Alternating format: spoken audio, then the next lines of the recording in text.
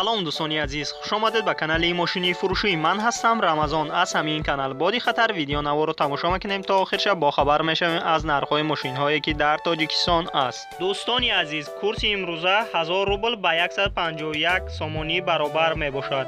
کسانی که در کانال ما یکم بار می باشد کلاکالچکا قطعی لایک میجخیم. ما میگذاریم به دیگر ماشین های فروشی. یکم ماشینی فروشی ما میباشد وز 2106 سالی بروشش 1984 در حالت خوبی تکنیکی قرار دارد در خوجند. ابیا موتورش 1.6 لیتر میباشد. سوزشواری بنزین گاز است. کاروبکا پردهش مکانیک، نرخش 35000 سومونی است که رنگش کبود میباشد. کوزش سیدان است. ماشین هم جاش 100% یگان کمبودی ندارد. دوستان عزیز، اگر که خریداری کنکریت نباشد رقمهایشان در روی اکران شما می توانید مراجعت کنید و معلومات پوره را دریافت کنید. دوستان عزیز، دوم هوندای سوناتا سالی برایش 2011 می باشد که در حالت خوبی تکنیکی قرار دارد در شهر دوشنبه. ابیا موتورش 4 لیتر می باشد. سوزشواری بنزین است. کاروبکا پردهش اتوماتیک است که نرخش 85000 سومونی است. رنگش سیاه می باشد. کوزش سیدان است. ماشین هم جاش 100% یگان کمبودی ندارد. زدگی پوسیدگی هم نیست.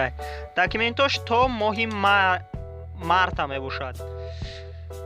کاندیشنر 100% کار میکند. یخ اگر که خریداری کنکریت نباشد رقمهایشان در روی اکران شما می توانید مراجعت کنید و معلومات پوره را دریافت کنید.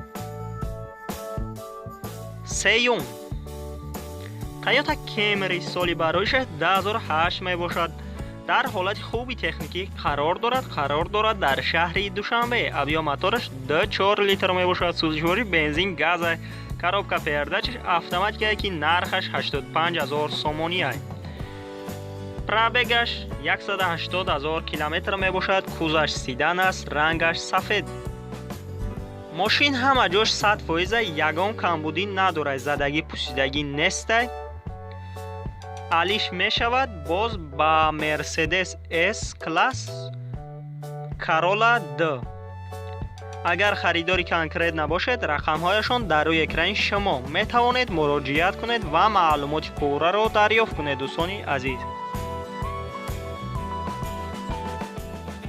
چهارم نکسی دایو سالی برایشش 1995 می باشد که در حالت خوبی تکنیکی قرار دارد در کانی بادام. ابیا موتورش 1.6 لیتر می باشد که سوزشواری بنزین گاز است. کاروبکا پردهش مکانیک، نرخش 16000 سومونی است. رنگش سفید می باشد. کوزش سیدان است.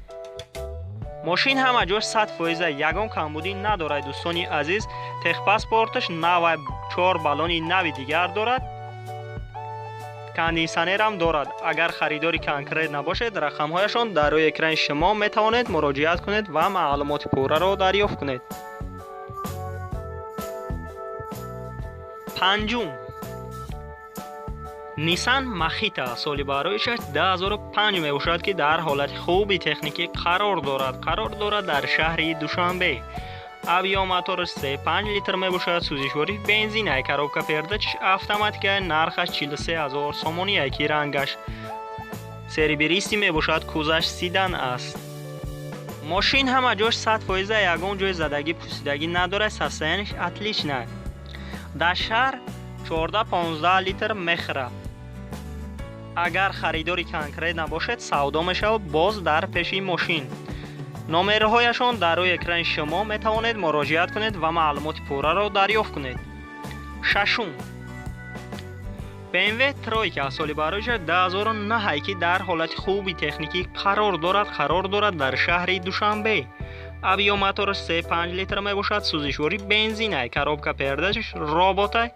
نرخش 110000 سومونی است که رنگش سریبریست ماکری اسفالت می باشد. کوزش سیدان. ماشین همه جاش 100% یگان جای زدگی پوسیدگی نداره. همه چیز زد دارد. اگر خریداری کنکریت نباشد رقمهایشان در روی اکران شما می توانید مراجعت کنید و معلومات پوره را دریافت کنید.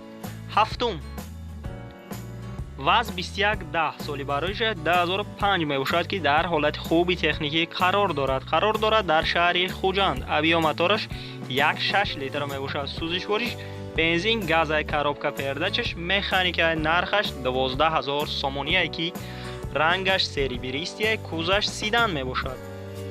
мошин камтарак кор дорад дӯстони азиз. сабаби фурӯхтанаш пул лозим аст. барои амқа мефурӯшанаш срочно. агар харидори конкрет набошед, рақамҳояшон дар рӯи экрани шумо метавонед муроҷиат кунед ва маълумоти пурраро дарёфт кунед.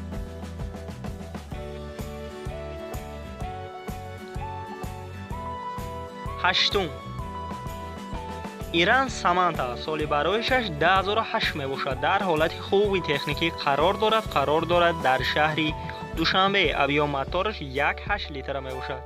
сӯзишвори бензин, газай, коробка передачаш, механикаи нархаш 20000 сомоние ки рангаш сафед мебошад, кузаш седан.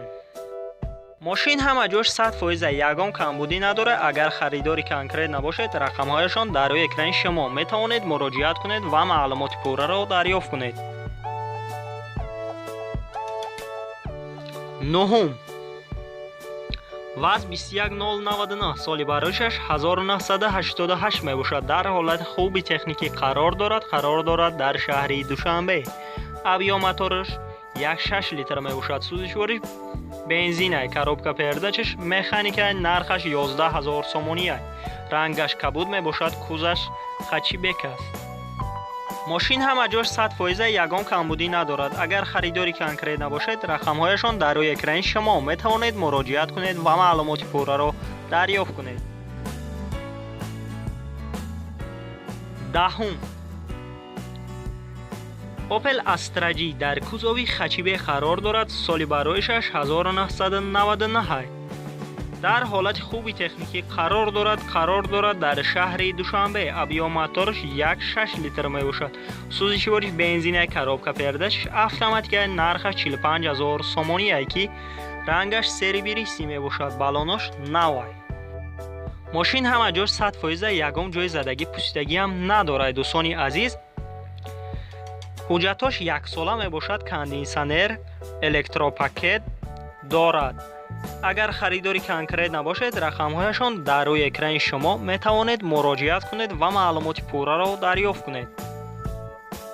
11 Kia Rio соли бароишаш 2017 мебошад. дар ҳолати хуби техникӣ қарор дорад дар шаҳри Душанбе. авиомотораш 1.6 литр мебошад. сӯзишвори бензин, газай, коробка передачаш, автоматикаи нархаш 75000 сомоние.